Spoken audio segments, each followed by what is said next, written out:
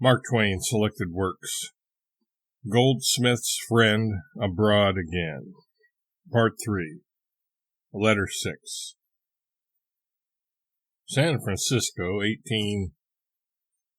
Dear Ching Fu, to continue, the two women became reconciled to each other again through the common bond of interest and sympathy created between them by Pound and me in partnership, and when they had finished me, they fell to embracing each other again and swearing more eternal affection, like that which had subsisted between them all the evening, barring occasional interruptions.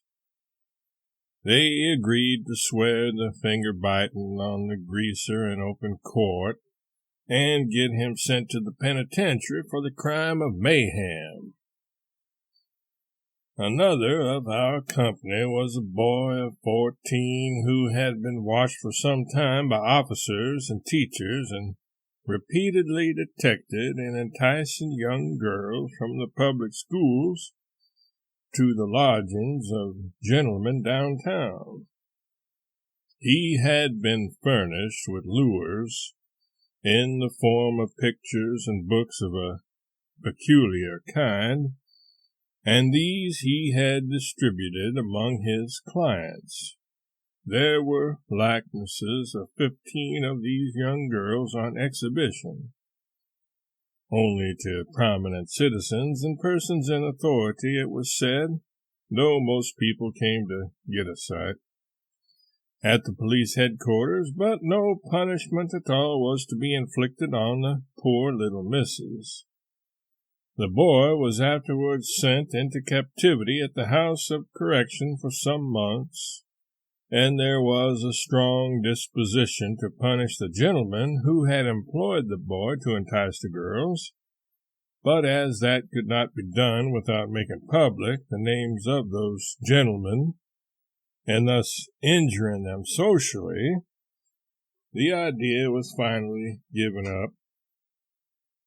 There was also in our cell that night a photographer, a kind of artist who makes likenesses of people with a machine, who had been for some time patching the pictured heads of well-known and respectable young ladies to the nude pictured bodies of another class of women.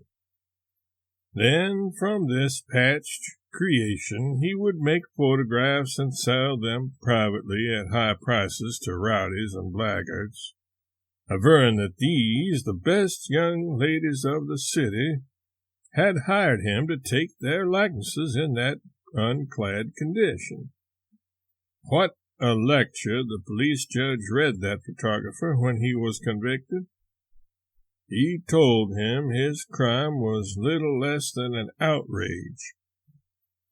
He abused that photographer till he almost made him sink through the floor. And then he fined him $100. And he told him he might consider himself lucky that he didn't fine him $125. They are awfully severe on crime out here.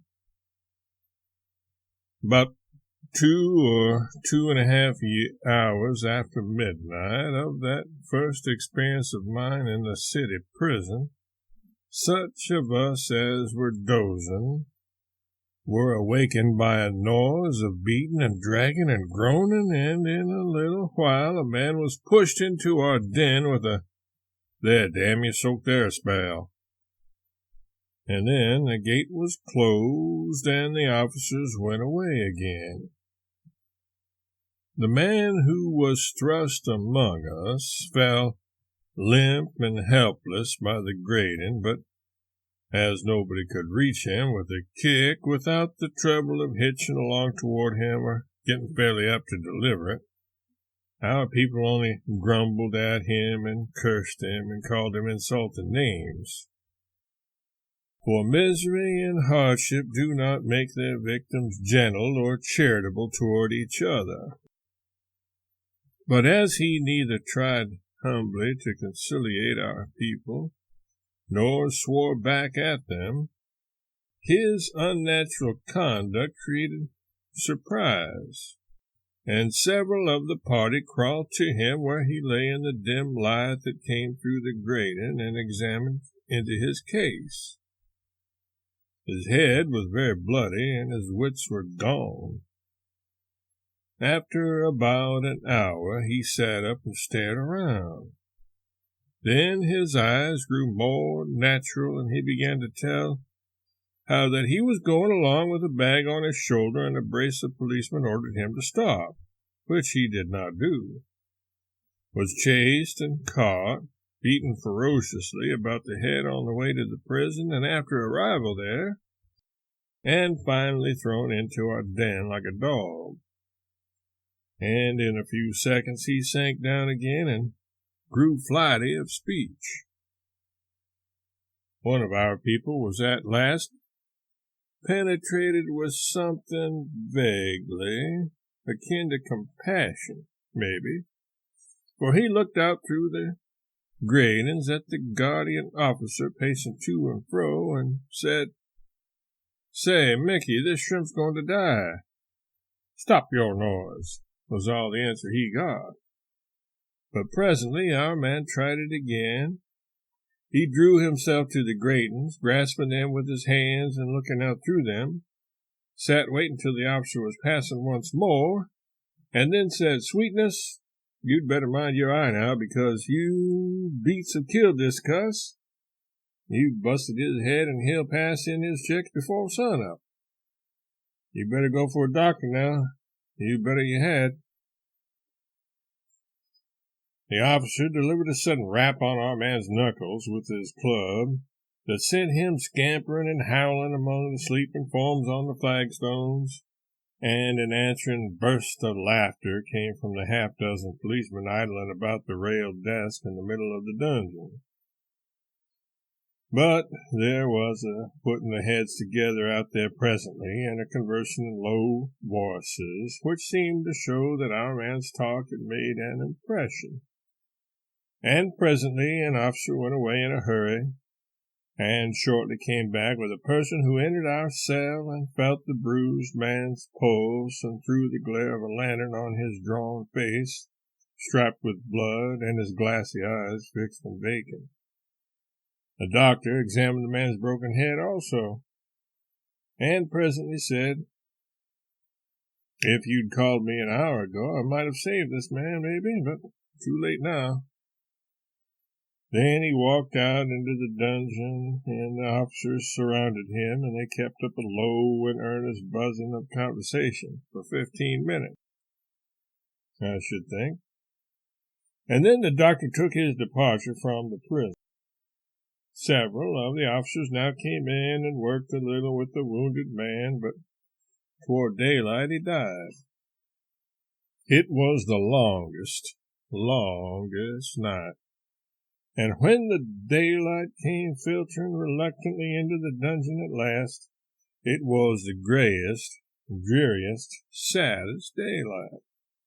And yet, when an officer by and by turned off the sickly yellow gas flame, and immediately the gray of dawn became fresh and white, there was a lifting of my spirits that acknowledged and believed that the night was gone. And straightway I fell to stretching my sore limbs and looking about me with a grateful sense of relief and a returning interest in life. About me lay evidences that what seemed now a feverish dream and a nightmare was the memory of a reality instead. For on the boards lay 4 frowsy, ragged, bearded vagabonds snoring. One turned end for end and resting an unclean foot in a ruined stocking on the hairy breast of a neighbor. The young boy was uneasy and lay moaning in his sleep. Other forms lay half revealed and half concealed about the floor. In the furthest corner the gray light fell upon a sheet whose elevations and depressions indicated the places of the dead man's face and feet and folded hands.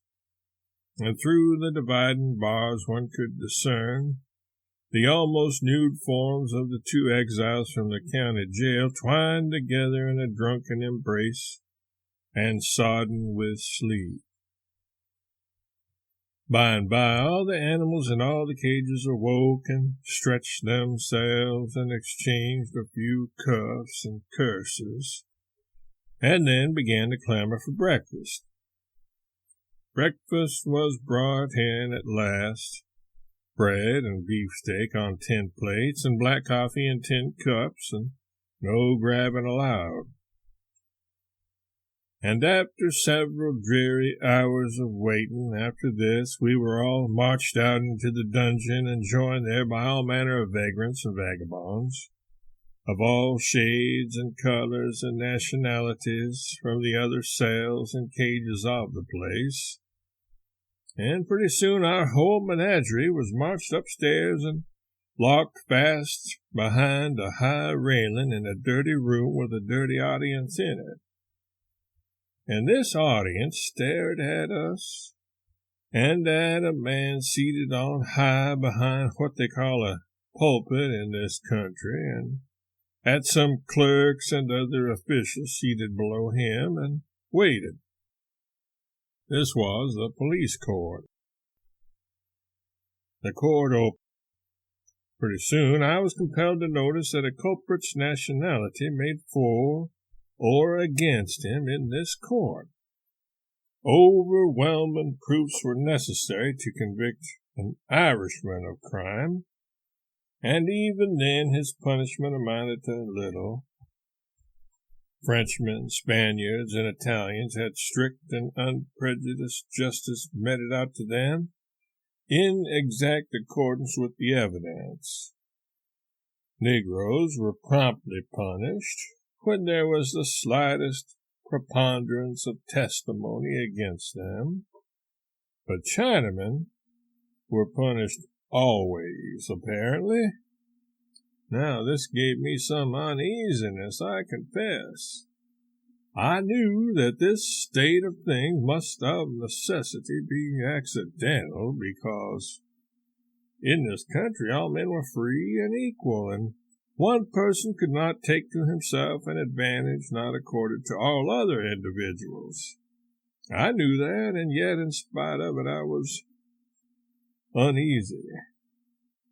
And I grew still more uneasy when I found that any succored and befriended refugee from Ireland or elsewhere could stand up before that judge and swear away the life or liberty or character of a refugee from China, but that by the law of the land the Chinaman could not testify against the Irishman. I was really and truly uneasy, but still my faith in the universal liberty that America accords and defends, and my deep veneration for the land that offered all distressed outcasts a home and protection, was strong within me, and I said to myself that it would all come out right yet. Ah Song Hee. End of part 3.